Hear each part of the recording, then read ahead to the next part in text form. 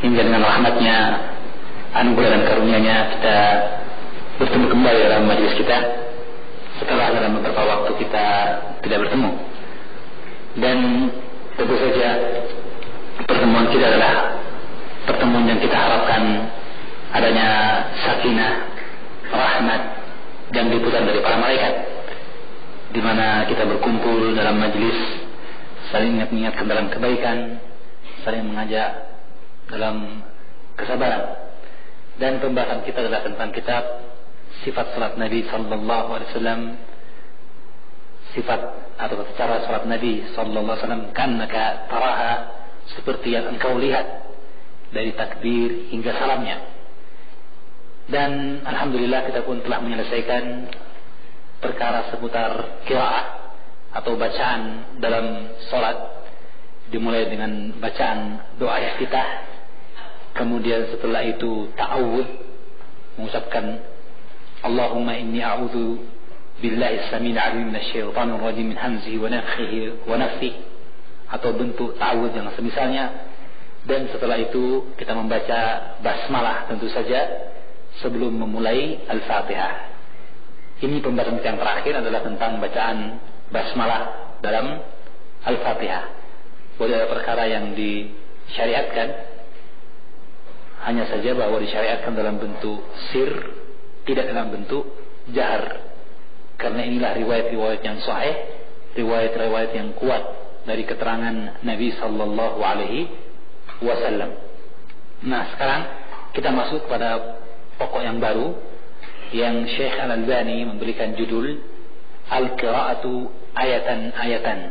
Al-Qira'atu Ayatan-Ayatan. Beliau mengatakan bacaan dalam salat seayat demi seayat.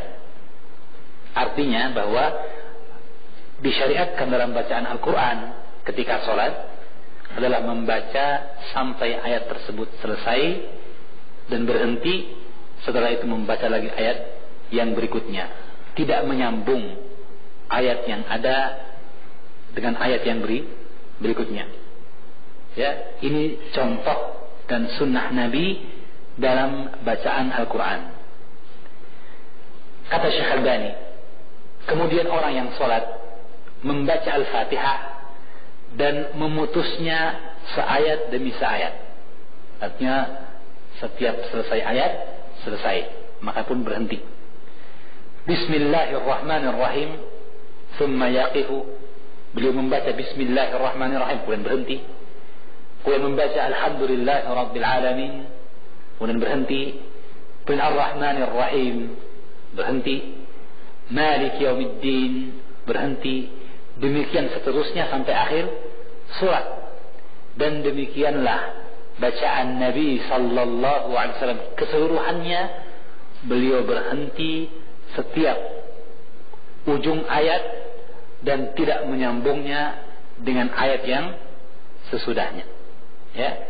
Dan tentang hal ini disebutkan dari hadis Abu Daud nomor 4001 dan As-Suhami, dan disahihkan oleh Imam Al-Hakim dan disetujui oleh Imam Ad-Dahabi, dan disahihkan oleh Syekh Al-Albani bahwa kana Nabi sallallahu alaihi wasallam yaqra'u as-surah ayatan-ayatan, adalah Nabi membaca surah itu seayat dan seayat, wa yaqifu inda ru'usil ayat, dan beliau berhenti pada ujung dari ayat, tidak menyambungnya.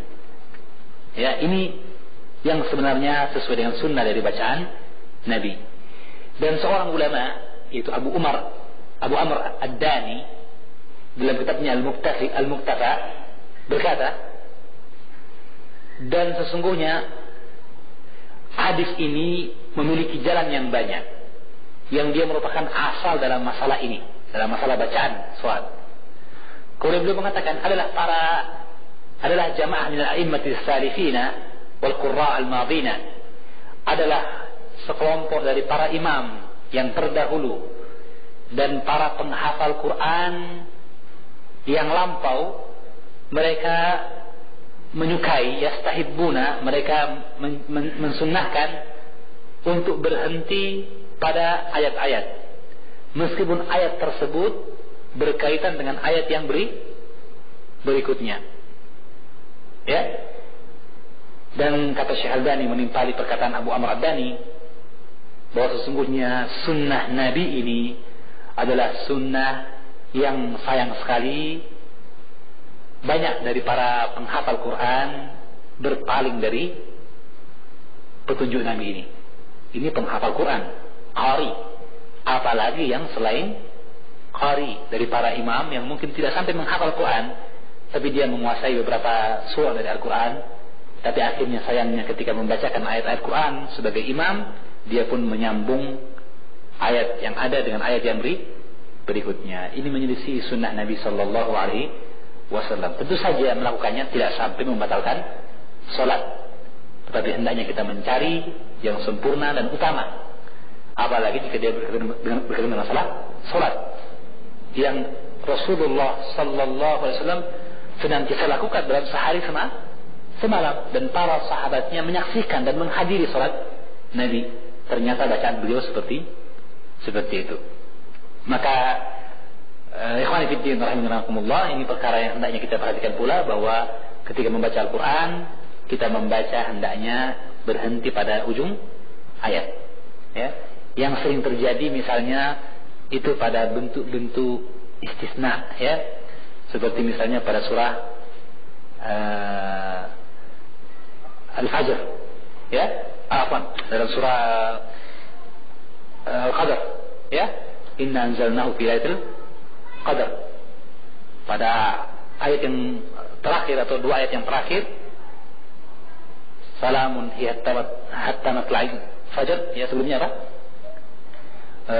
Tanazzalul malaikatu wa ruhu fiha bi idzni rabbihim min apa? Inna anzalnahu fi lailatul qadar wa ma lailatul qadar khairun min alf shahr tanazzalul malaikatu wa ruhu fiha bi idzni rabbihim min kulli amr salamun hiya hatta matla'il fajr. Nah, kadang biasa diberhentikan kemudian disambung lagi kan. Jadi tanazzalul malaikatu wa ruhu fiha bi idzni rabbihim min kulli amr salam. Setelah itu diulang lagi, salamun hiya hatta matla'il fajr. Kadang disambung kan. Para imam kadang begitu mengatakan tanazzalul malaikatu wa ruhu fiha bi idzni rabbihim min kulli amrin salam. Setelah itu salamun hiya hatta matla'il fajr. Maka salam yang harusnya pada ayat yang berikutnya disambung seolah-olah dia bagian dari ayat yang ketiga. Nah, ini kekeliruan, ya. Tidak ada hubungan sama sekali sebenarnya antara ayat tersebut. Cuman orang ingin enak berhentinya, ya. Mungkin pula dari kata orang, kata sebagian, dari segi seni bernilai seni tinggi, ya. Cuman masalahnya tentunya kita berada dalam suatu keadaan di mana kita melaksanakan ibadah kepada Allah Subhanahu wa Ta'ala, dan petunjuk yang paling sempurna adalah petunjuk Nabi Sallallahu Alaihi Wasallam. Ayat ketika mengatakan ketika itu turunlah malaikat berduyun-duyun, ya, dengan perkara Allah, ya, yaitu dengan perintah Allah Subhanahu wa Ta'ala. Kalau disebutkan salamun hiya, maka penuh dengan keselamatan malam tersebut hatta matla'il fajar, sampai terbitnya fajar. Maka di ayat tersendiri sebenarnya kan dari sisi makna pun berbeda, maka harusnya dibedakan. Jangankan demikian, bahkan terkadang ayat yang masih berkaitan awal ayatnya dengan ayat yang sebelumnya, fid dunya wal akhirah, ya, yang ayat sebelumnya adalah penjelasan tentang perkara keselamatan ini. Kemudian berhenti ayatnya, setelah itu ada kemudian di dunia wal akhirah, yang dia masih berkelanjutan dengan ayat sebelumnya sebenarnya, tapi ayat baru. Maka seperti disebutkan oleh Syekh bahwa para ulama mengatakan dia berhenti pada ujungnya ayat selesai, meskipun ayat yang berikutnya punya kaitan dengan ayat yang sebelumnya, ya. Maka ini perkara yang hendaknya pula diperhatikan oleh para imam atau kita nantinya jika menjadi imam. Kemudian disebutkan pula wa kana taratan yaqra'uha Malik Yaumiddin. Di kadang yang masyhur Malik Yaumiddin. Sesungguhnya dalam qiraah yang lain yang masyhur pula, qiraah Warash, Nabi kadang membacanya dengan Malik Yaumiddin. Malik Yaumiddin. Dan ini diriwayatkan oleh Imam Ar-Razi dalam Fawaidnya dan Ibnu Abi Daud dalam masahifnya, serta Abu Nuaim al-Asbahani dalam kitabnya Akhbar al-Asbahani. Hadisnya ada hadis yang sahih, dan qiraah dengan qiraah Malik Yaumiddin adalah qiraah atau bacaan yang mutawatir pula. Bacaan yang mutawatir, Malik Yaumiddin, ya, yang terkadang terjadi pengingkaran dari sebagian jamaah, bahkan pernah terjadi, hampir terjadi perkelahian ketika imam membaca Malik Yaumiddin, yang ditegur oleh makmum Malik Yaumiddin, Malik Yaumiddin, disebutkan seperti itu. Maka akhirnya setelah salat terjadilah perselisihan dan hampir terjadi perkelahian ketika itu. Maka sesungguhnya perlu diingatkan bahwa bacaan Malik Yaumiddin adalah bacaan yang sahih dari Nabi. Bahkan seperti Imam Ibnu Katsir dan Ibnu Jarir At-Tabari mengatakan bahwa sesungguhnya qiraah yang paling tepat, lebih kuat qiraah Malik Yaumiddin. Ya, kata Malik Yaumiddin artinya apa? Raja. Adapun Malik artinya pemilik. Ana Malik al-Bait. Saya pemilik rumah ini. Malikul Bait. Malikus Sikin, pemilik pisau. Malik artinya pemilik. Dari kata milkun, malikun, milkun. Bentuk fa'ilnya, isim fa'ilnya. Adapun Malik, raja, dari kata mulku, kerajaan. Mana yang lebih ablak, mana yang lebih kuat maknanya? Sebagai raja dan penguasa atau sebagai pemilik? Raja. Karena Allah adalah raja di raja. Ya. Raja semua raja-raja. Dan Allah akan turun di hari kiamat nanti dan mengatakan di padang mahsyar mengatakan apa? Anal Malik, ainal Jabbarun. Aku adalah raja. Mana orang-orang yang sombong?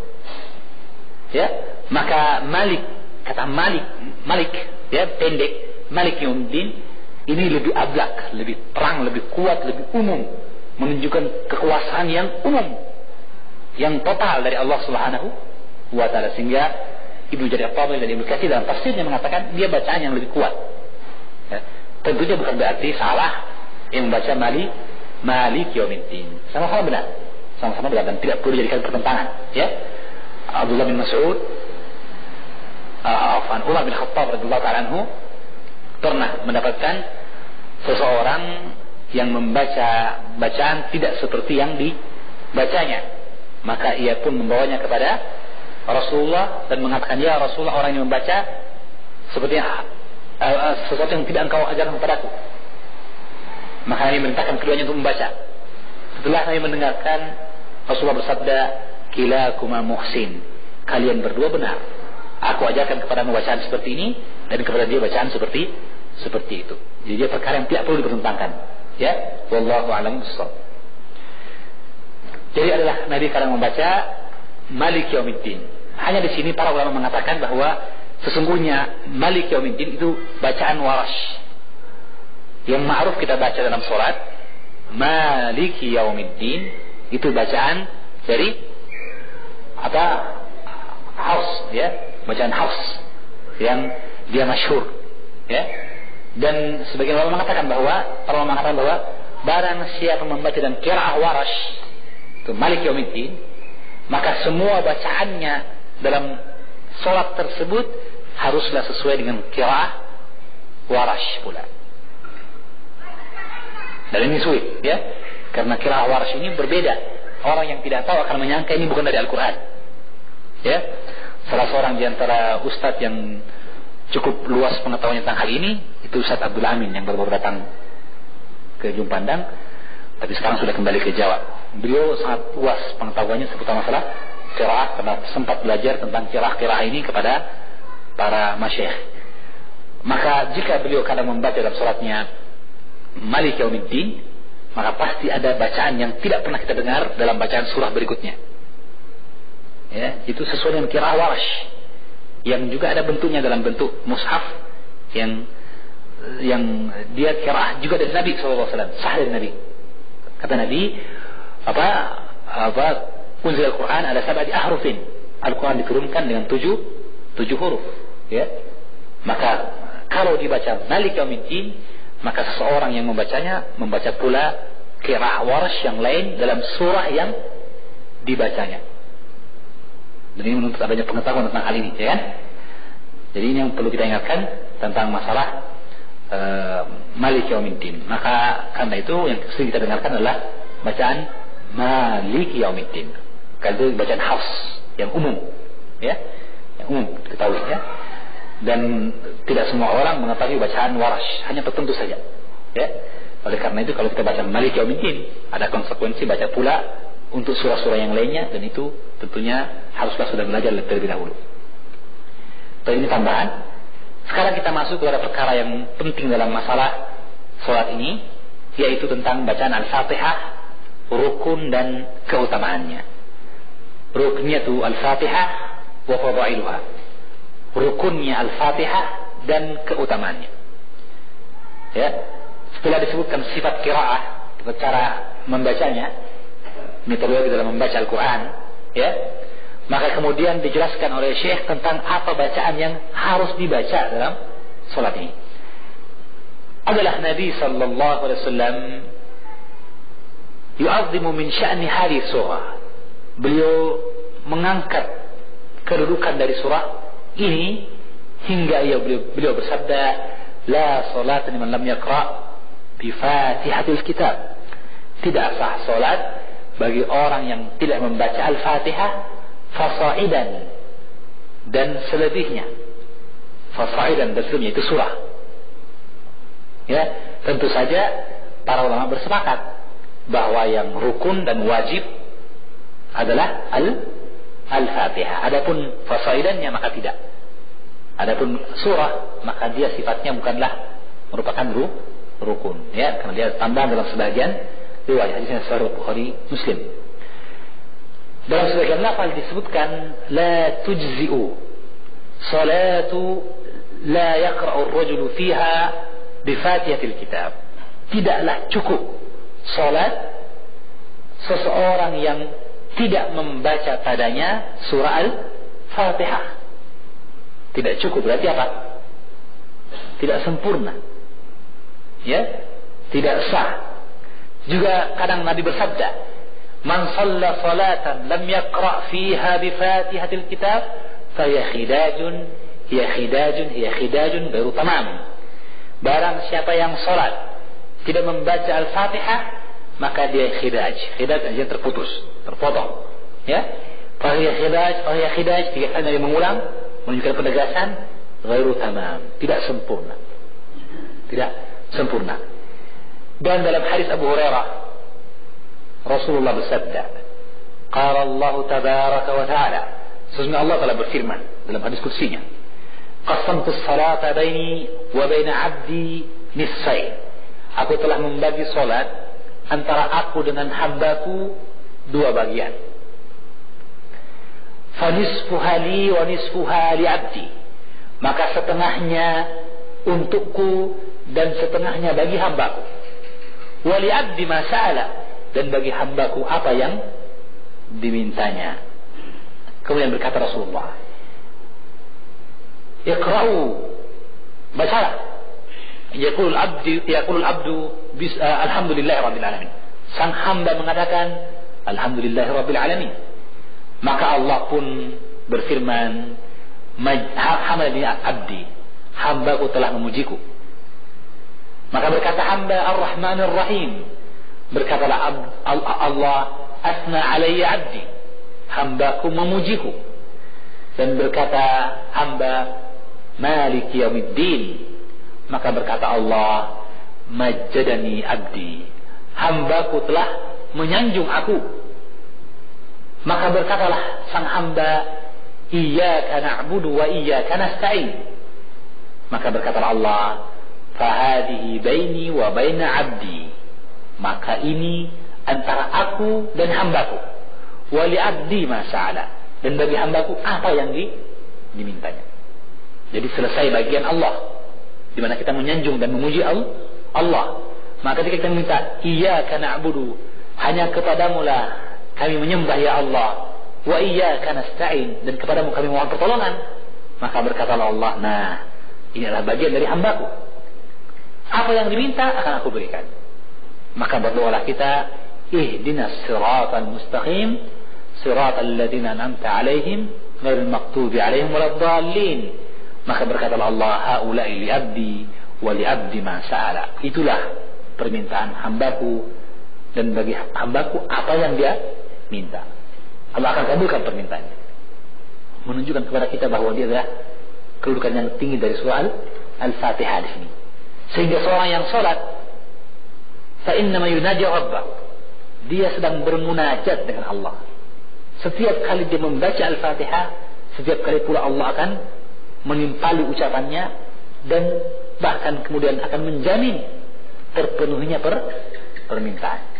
Oleh karena itu di akhir sholat imam berkata amin. Di akhir Al-Fatihah kan, amin, yang artinya Allahumma stajib, ya Allah kabulkanlah. Maka dia adalah permintaan. Subhanallah ya. Dan adalah Nabi sallallahu alaihi wasallam dalam hadis sahih Nasai dan Al-Hakim bersabda, telah diturunkan kepadaku, atau tidaklah Allah menurunkan dalam kitab Taurat maupun Injil apa yang semisal dengan Al-Quran, dengan Ummul Quran, yaitu sab'ul matani, 7 ayat yang berulang-ulang, wal Quranul azim alladzi utituhu, dan Al-Quran azim yang aku diberikan, yaitu Al-Fatihah. Bahwa Al-Fatihah adalah surah yang turun kepada Nabi yang tidak ada bandingannya dalam Taurat maupun Injil, ya. Dan adalah Nabi sallallahu alaihi wasallam memerintahkan kepada orang yang tidak mampu membaca Al-Fatihah karena tidak mampu menghafalnya misalnya, maka Nabi perintahkan kepadanya dalam hadis musii'u salatihi, hadis tentang orang yang salah salatnya, dikatakan bahwa jika dia tidak membacanya maka katakanlah qul subhanallah walhamdulillah wala ilaha illallah wallahu akbar wala haula wala quwwata illa billah, dalam hadis riwayat Abu Daud dan Ibnu Khuzaimah. Maka ketika dikatakan bagi yang tidak mampu, menunjukkan bahwa dia adalah rukun, kewajiban. Dan dalam riwayat yang lain Nabi mengatakan, fa in kana ma'aka al-Qur'an faqra' bihi, jika engkau menghafalkan Al-Quran maka bacalah, maksudnya Al-Fatihah, ya. Wa illa, jika tidak, fahmadillah wa kabbirhu wa hallilhu, maka pujilah Allah dan agungkanlah nama Allah dan hallilhu, ucapkanlah la ilaha illallah, ya. Ini perintah bagi orang yang tidak menghafalkan surah Al-Fatihah, ya. Jadi kalau begitu sesungguhnya surah Al-Fatihah adalah surah yang agung. Begitu agungnya sampai Allah menjadikan salat tidak akan diterima kecuali seseorang membaca padanya surah Al-Fatihah bagi yang mampu, ya. Maka saya jelas tentang rukun Al-Fatihah ini, ya. Hanya saja tentunya terjadi khilaf di antara para ulama seputar apakah makmum juga membaca Al-Fatihah. Setelah kesepakatan mereka bahwa imam membaca Al-Fatihah, imam membaca Al-Fatihah, sepakat para ulama tentang hal ini, dan dia rukun dalam sholat. Hanya masalahnya adalah makmum, apakah makmum juga membaca Al-Fatihah atau tidak, ya. Dan ma'ruf di kalangan para ulama adanya 3 pendapat. Pendapat Imam Abu Hanifah dan yang sah dalam riwayat Imam Malik, beliau mengatakan bahwa makmum tidak perlu membaca Al-Fatihah dalam sholat yang jahar, isya, maghrib dan subuh, maupun sholat sir, duhur dan asar. Kata Imam Abu Hanifah dan Imam Malik, riwayat yang kuat dari Imam Malik mengatakan tidak perlu baca. Mengapa? Mereka berdalil dengan hadis yang sahih atau hasan, man kana lahu imam fa qira'atuhu imam lahu qira'ah. Barang siapa punya imam, maka bacaan imam adalah bacaan baginya, ya. Maka sesungguhnya ini satu pendapat. Pendapat yang kedua, pendapat yang mengatakan bahwa wajib bagi makmum untuk membaca Al-Fatihah dalam sholat sir, duhur, asar, maupun jahar, maghrib, isya, subuh. Jadi pendapat Imam Syafi'i, pendapat Imam Syafi'i dan pendapat para ulama dari sahabat dan tabi'i, ya. Mereka berdasarkan dengan dalil yang ada yang telah disebutkan terdahulu dari keterangan tentang tidak sahnya solat bagi yang tidak membaca Al-Fatihah. Dan ini umum, baik dia makmum maupun imam. Baik dia makmum maupun imam. Mereka mengarahkan hadis yang tadi disebutkan, bahwa barang siapa yang punya imam, maka bacaan imam adalah bacaan bagi makmum, dengan mengatakan ini untuk selain Al-Fatihah. Demikian juga hadis, idza qara'a fansitu innahu yajlimu bitamadihi fa idza qara'a fansitu, imam diangkat untuk diikuti, maka jika imam membaca surah fansitu, maka dengarkanlah. Kata mereka bahwa maksudnya mendengarkan untuk selain Al-Fatihah, karena keterangan tentang wajibnya Al-Fatihah lebih kuat, lebih terang dan jelas, tidak sah solat. Jadi ini umum, ya. Nabi tidak merinci bahwa ini hanya untuk makmum saja, untuk imam saja, untuk makmum ikut saja sama imamnya. Tidak. Beliau tegas menerangkan hal itu, ya. Maka ini menunjukkan kepada kita, seperti kata Imam Syafi'i, bahwa wajib bagi makmum dan imam sir maupun jar, salat sirriyah maupun salat jariyah. Pendapat yang lain, pendapat Imam Ahmad dan satu riwayat dari Imam Malik, dia mengatakan perlu perincian, dipilah. Dan ini yang boleh dari pendapat dari Syekh Albani, pendapat yang ketiga ini. Adapun yang kedua tadi itu pendapat Syekh bin Baz, Syekh Ibnu Utsaimin, ya, Syekh Mukbil juga seperti itu, dan para ulama al-hadis termasuk Imam Bukhari dan Imam Al-Baihaqi. Adapun Syekh Albani, beliau sependapat pendapat Imam Ahmad dan Imam atau satu riwayat Imam Malik, itu bahwa dibedakan untuk sholat sirriyah duhur asar, makmum juga baca, karena imamnya membaca tapi tidak dikeraskan. Kalau begitu makmum juga baca. Untuk sholat jahriyah, imam mengeraskan suara, maka makmum mendengarkan, tidak boleh membaca. Ya, ini pendapat dari mereka. Mereka mengatakan, dan ini Ibnu Taimiyah rahimahullah taala, beliau mengatakan, tetapi jika sholat jahriyahnya maghrib, isya, subuhnya, imam mengeraskan suara tetapi tidak jelas terdengar oleh makmum karena jauhnya dia atau karena ributnya, karena mobil dan sebagainya keras, ya, maka makmum juga membaca. Ini pendapat dari Imam Ahmad dan satu riwayat dari Imam Malik. Sebenarnya mereka juga menerima hadis yang disebutkan tadi tentang rukunnya surah Al-Fatihah. Hanya saja mereka berdalil dengan sebuah keterangan yang menunjukkan bahwa di awal Islam, di awal sholat memang wajib membaca Al-Fatihah, tetapi kemudian belakangan itu hanya diwajibkan bagi makmum ketika sholat sirriyah. Karena itu Syekh Albani menyebutkan dalam bab setelah rukun Al-Fatihah, rukunnya surah Al-Fatihah, beliau memberikan bab naskhul qiraat wara al-imam fil jahriyah, bab tentang dihapuskannya hukum membaca Al-Fatihah di belakang imam dalam sholat jahr. Ini dari beliau, ya. Kata beliau, wa kana adalah Nabi membolehkan bagi makmum untuk membaca Al-Fatihah di belakang imam dalam sholat jahr. Itu awalnya. Adalah Nabi awalnya membolehkan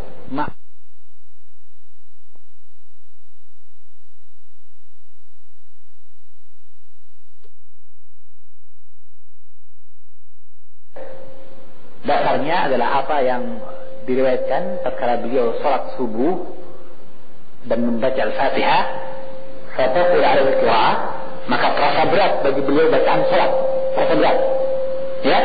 Kenapa? Karena ternyata ada juga yang ikut membaca di belakang dengan keras. Beliau berkata dalam Sahih Bukhari dalam juzul qira'ah dan Abu Dawud, kata beliau, la'allakum taqra'una khalfa imanikum.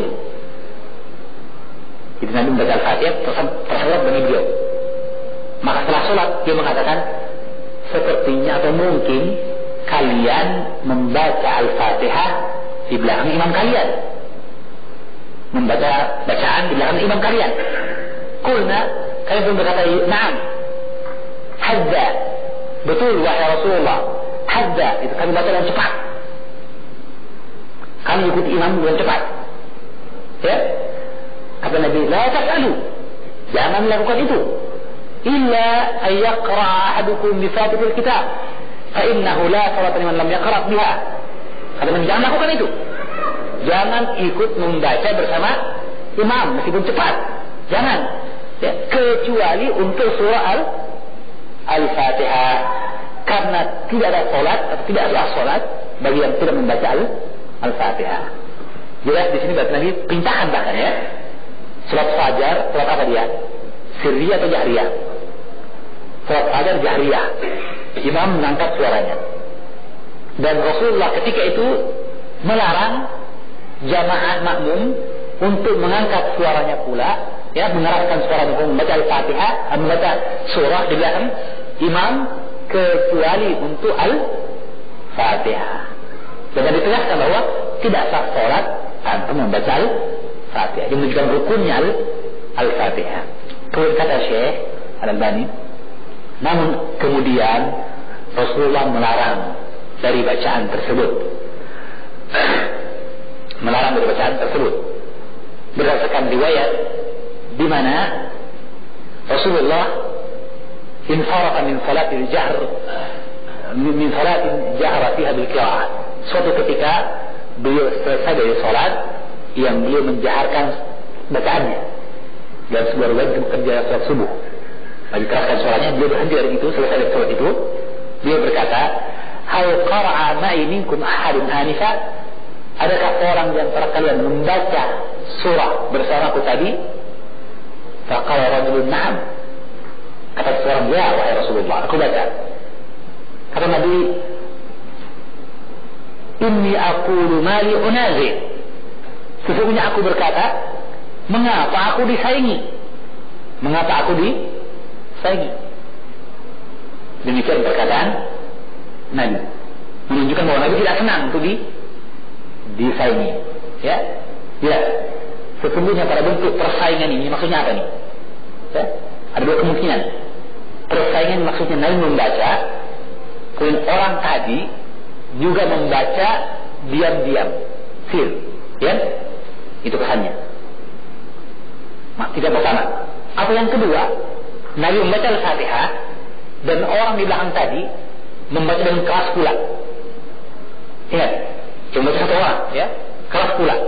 Dan ketika ada yang keras terjadilah persaingan. Ya.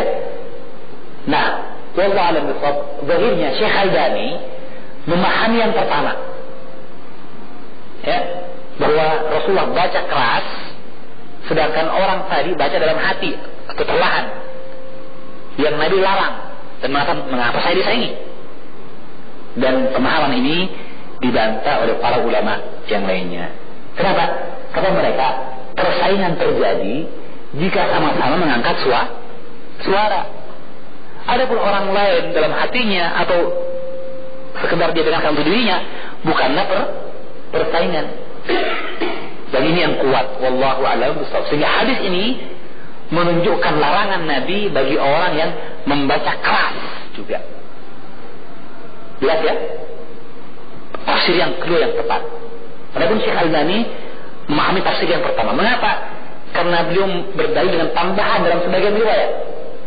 Dalam sebagian riwayat ada tambahan. Dan tambahan ini diperselisihkan. Apakah dia perkataan Abu Hurairah atau bukan? Tapi Syekh Al-Albani merojihkan dia perkataan Abu Hurairah perawi hadis. Dikatakan disitu, qala Abu Hurairah, berkata Abu Hurairah, antahan nasu min al-qira'ah ma'a Rasulillah fima jahara fihi Rasulullah bil qira'ah. Maka berhentilah orang-orang, itu para sahabat, berhentilah orang-orang dari membaca bersama Nabi ketika beliau mengeraskan suaranya dengan bacaan, itu soal jahriyah. Maka orang-orang pun berhenti membaca jika Nabi membaca dalam surat jahriyah. hina sami'u dzalika min Rasulillah. Tatkala mereka mendengar hal itu dari Nabi, itu larangan Nabi. Wa qara'u fi anfusihim sirra, dan mereka pun membaca sir dalam diri mereka, fima la yajharu fihi al-imam, dalam salat yang imam tidak menjaharkan bacaannya. Yakni tambahan kalimatnya tegas sekali, menunjukkan bahwa sesungguhnya para sahabat hanya membaca dalam hati mereka itu dalam bacaan sir, salat zuhur dan asar. Adapun untuk salat jahr, maghrib, isya, subuh, maka Rasulullah para sahabat berhenti membaca sama sekali, hanya mendengarkan bacaan Rasulullah. Ini tambahan yang ada dalam riwayat Abu Hurairah, yang kata Syekh Albani dia adalah perkataan Abu Hurairah. Nah, di sinilah letakkan masalahnya. Mengapa? Karena sesungguhnya para ulama muhadditsin ahlul hadis, muhaqqiqin ahlul hadis mengatakan bahwa sesungguhnya asal hadis disepakati sampai kalimat mali unazi, mengapa aku disaing. Dan persaingan ini bukanlah persaingan antara imam yang mengeraskan dan makmum yang baca dalam hati, bukan itu. Tapi persaingan itu makmum membaca keras, dilarang, jangan membaca dalam keras. Ya, dan dijelaskan hadis Abu Hurairah ketika ditanya, saya kadang, wahai Abu Hurairah, saya kadang berada di belakang imam. Kata Abu Hurairah, iqra biha fi nafsik, baca dalam hatimu. Ini kata Abu Hurairah. Berarti menunjukkan kepada kita bahwa sesungguhnya yang dilarang adalah mengeraskan bacaan. Adapun tambahan kalimat, orang-orang berhenti, sesungguhnya dia bukanlah perkataan Abu Hurairah. Syekh Al-Albani mengatakan dia perkataan Abu Hurairah. Tapi kalau kita lihat dari keterangan para ulama, seperti diantaranya Imam Muhammad bin Yahya Ad-Duhali, yang dia mengarang kitab Zuhriyat, khusus riwayat-riwayat Imam Az-Zuhri. Dan hadis Abu Hurairah ini diriwayatkan dari jalan Az-Zuhri, Muhammad bin Syihab Az-Zuhri, ya, diriwayatkan dari dalam beliau. Nah, Muhammad bin Az-Zuhri Az-Zuhali mengatakan, yang sezaman dengan Imam Bukhari, sezaman beliau dan Imam Bukhari, mengatakan bahwa ini bukan tambahan dari Abu Hurairah, tapi perkataan Az-Zuhri. Perkataan Az-Zuhri. Jadi ini dikutip perkataan Imam Khatib Al-Baghdadi dan Abu Dawud apa? As-Sijistani. Sehingga dengan demikian bahwa sesungguhnya para ulama yang mereka ahli hadis, bahkan ahli ilal hadis, ahli dalam penyakit hadis, mengatakan dia bukan perkataan Abu Hurairah, tapi tambahan perkataan Zuhri. Dan Zuhri bukan sahabat, dia tabi'i. Dan mursalnya, perkataan dia yang disebutkan kepada Nabi, itu adalah perkataan yang lemah, mursal. Zuhri bukanlah riwayat yang kuat. Sehingga dengan demikian Allah alam shawab, kita tidak sependapat dengan Syekh Albani atau para ulama yang lain tidak sependapat dengan Syekh Albani. Mereka mengatakan tambahan ini adalah tambahan dari Az-Zuhri, bukan Abu Hurairah. Jadi tegas dalam riwayat Al-Auza'i, di mana Al-Auza'i mengatakan qala Zuhri, berkata Imam Az-Zuhri, berhentilah orang-orang dari bacaan. Nah, itu. Penguat yang lain bahwa sesungguhnya Imam Abu Hurairah atau Abu Hurairah, sahabat Nabi, mazhabnya adalah apa? Sama dengan Imam Syafi'i. Itu apa? Bahwa makmum wajib membaca Al-Fatihah meskipun di belakang imam dalam sholat jahriyah. Itu pendapat Abu Hurairah. Dan pendapat Zuhri bagaimana? Pendapat Az-Zuhri sama dengan pendapat Imam Ahmad. Dia mengatakan makmum membaca hanya dalam sholat sirriyah, duhur dan asar. Adapun untuk maghrib, isya, subuh, makmum diam. Ini pendapat Zuhri. Jadi ini sesuai dengan pendapat Zuhri, sehingga dia lebih dekat dikatakan perkataan Imam Az-Zuhri. Ya, wallahu a'lam. Kalau begitu tidak benar adanya penghapusan hukum, bahwa tadinya rukun sekarang tidak lagi bagi makmum untuk jahriyah. Tidak, tetap berlaku. Adalah rukun dan tidak sah solat bagi orang yang tidak membaca Al-Fatihah. Wallahu a'lamu bishawab. Ya. Dengan demikian, jika ada pertanyaan, bagaimana dengan keterangan dari hadis yang lain yang disebutkan oleh Syekh Albani yang menjadi penguat tentang makmum tidak membaca dalam salat jahriyah, yaitu hadis innama ju'ila al-imam yutamma bihi fa idza kabbara fakabbiru wa idza qara'a fansitu, disebutkan oleh Muslim, ya. Dan hadis man kana lahu imam, barang siapa yang punya imam, maka bacaan imam adalah bacaan bagi makmum. Maka dijawab dengan jawaban yang tadi, bahwa maksudnya ini memang berlaku hukum asal jika makmum. Jadi hukum umum, jika imam membaca mengeraskan suara, maka makmum mendengarkan. Ini umum. Tetapi ada keumuman yang lebih kuat, lebih tegas, yaitu apa? Tidak sah solat bagi yang tidak baca Al-Fatihah. Nah, dalam keadaan seperti ini maka kita gabungkan lebih utama dengan mengatakan bahwa ya, hukum makmum mendengarkan bacaan imam ini untuk selain Al-Fatihah, karena kuatnya ancaman tidak sahnya solat bagi orang yang tidak membaca Al-Fatihah. Adapun selain Al-Fatihah dari bacaan surah, maka makmum mendengarkan bacaan imam dan tidak membaca surah. Wallahu a'lamu bishawab. Ya, demikian akhir pembahasan kita dalam masalah ini. Mungkin ada pertanyaan dari jemaah.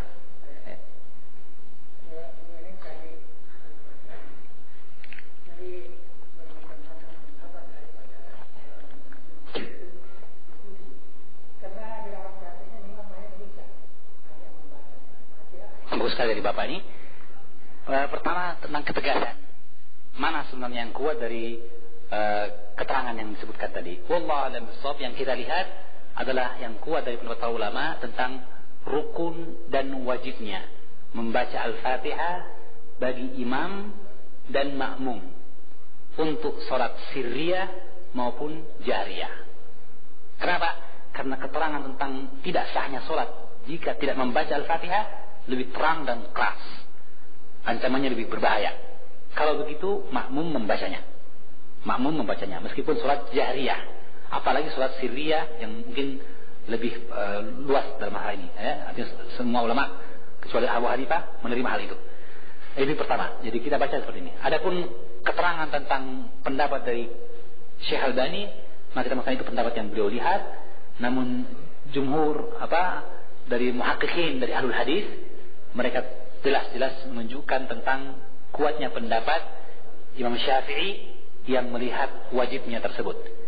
Dan untuk ini Imam Bukhari dan Imam Al-Baihaqi mengarang kitab khusus tentang wajibnya membaca Al-Fatihah di belakang imam meskipun sholat jahriyah dan juzul qiraah khalfal imam.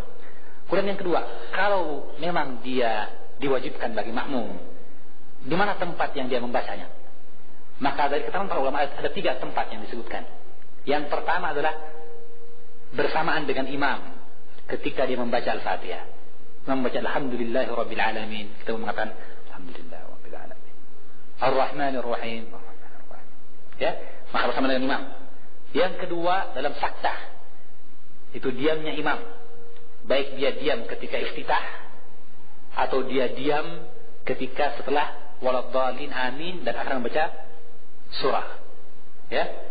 Meskipun sebagian ulama berpendapat jika imam diam khusus untuk menyempatkan makmum membaca Al-Fatihah, itu bid'ah. Jadi diamnya secara khusus itu bid'ah. Tetapi kalau imamnya diam untuk bernafas kemudian dia membaca surah, kita manfaatkan setelah waktu yang ada untuk membaca Al-Fatihah, dia perkara yang dilihat oleh sebagian ulama. Ya, ulama Syafi'i dan Hanabilah melihat seperti itu. Pendapat yang ketiga, pendapat yang mengatakan dibacanya Al-Fatihah setelah imam selesai dari Al-Fatihah dan dia membaca surah. Ketika dia baca surah, kita pun membaca Al-Fatihah. Ala kulli hal, sesungguhnya perkaranya luas. Perkaranya tidak ada penetapan yang tegas dari Nabi tentang kapan kita membacanya. Sehingga dalam kitab Juzul Qiraah Khalfal Imam dari Imam Bukhari disebutkan bahwa membacanya boleh di mana saja, Yang jelas dia ada waktu untuk membaca Al-Fatihah itu. Setelah selesai baca Al-Fatihah, dia mendengarkan imam. Dalam sholat jahr, dia dengarkan imam. Wallahu a'lam bishawab. Jadi perkara yang mudah Pak, bisa bersama imam. Alhamdulillah rabbil alamin, dan itu lebih sebagian ulama mengatakan lebih bagus. Jadi seperti itu. Sebagian mengatakan ketika imam sudah diam atau ketika dia baca surah Al-Fatihah, surah yang lain, maka la ba'sa bihi, tidak ada masalah, ya. Yang penting jangan sampai lupa untuk membaca Al-Fatihah. Jadi tempatnya bisa bersamaan, bisa pula setelah imam membaca Al-Fatihah atau ketika dia membaca surah. Tidak ada dalil yang tegas. Tidak ada keterangan yang tegas mengatakan harus di sini, tidak ada. Wallahu a'lam bishawab. Yang jelas bahwa dia wajib dibaca. Ini Pak.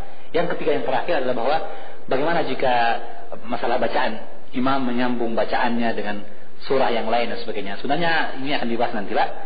Cuma kita akan bahas ringkas saja bahwa sesungguhnya Nabi pernah membaca surah Al-Baqarah, setelah itu beliau membaca surah An-Nisa, baru kemudian Ali Imran dalam satu rakaat.